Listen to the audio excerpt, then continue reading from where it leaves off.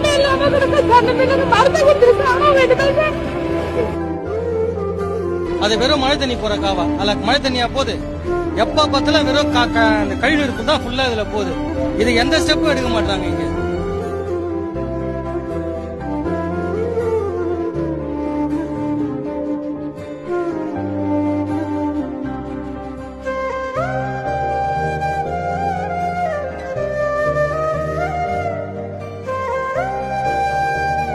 இந்த அரசாங்கம் வந்துச்சுன்னா நாங்க எங்களுக்கு எல்லாம் வாழ்க்கையில வாழ்க்கைதார உயரும்னு எவ்வளவு ஆசைப்பட்டோம், நம்பிக்கையா இருந்தோம்.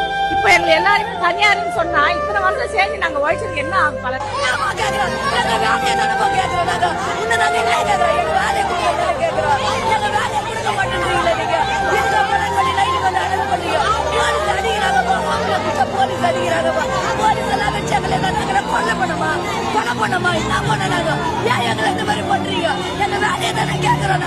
கொரோனா டைம்ல பொணத்தை தூக்க நாங்க வேணும்.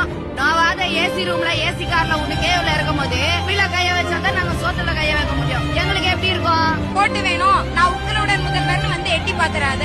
இந்த மக்கள் தொடர்பு கட்டையை வந்து ரோட கூட்டுறதுக்கு மட்டும் முடிக்க மாட்டாங்க. நம்ம காசுக்காக ஆரம்பிக்கல, இல்லாத ஏழை ஜனங்க வந்து சாப்பிடணும், அதுக்கு 5 ரூபாய் 10 ரூபாய் வருமானம் தான் ஆரம்பிச்சாங்க. இப்ப நாங்க தேடி போறது அம்மா ஹோட்டலா தான் இருக்கும். அவங்க அம்மா இல்லனாலும் அவங்க கண்டிப்பா வந்து இருந்திருந்தாங்கன்னா இதை க்ளோஸ் பண்ண விட்டுருக்க மாட்டாங்க. அப்ப அம்மா உணவகம் வேணும், இருக்கணும். அது இல்லாம இருக்கக்கூடாது. தமிழ்நாட்டுக்கு ஒரு முக்கியமான ப்ராப்பர்ட்டி மாதிரி அது.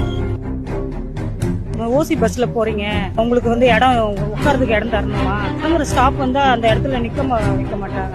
இருங்க, ஓசில தானே போறீங்க, கொஞ்சம் நடந்து போக கூடாதா அப்படின்லாம் கேக்குறாங்க. அது வந்து கொஞ்சம் தொடர்கருவா தான் பேசுறாங்க. கண்டிப்பா ஓசில தானே போறீங்க, நடந்து போனாங்கன்னா உட்காந்து தானே வந்தீங்க அப்படி. இந்த முட்டா ஜனங்க கலாம் வந்தா மாறிடும், கெஜ்ரிவால் வந்தா மாறிடும் நம்பிக்கையில வாழ்க்கையை விட்டுட்டு இருப்பாங்க.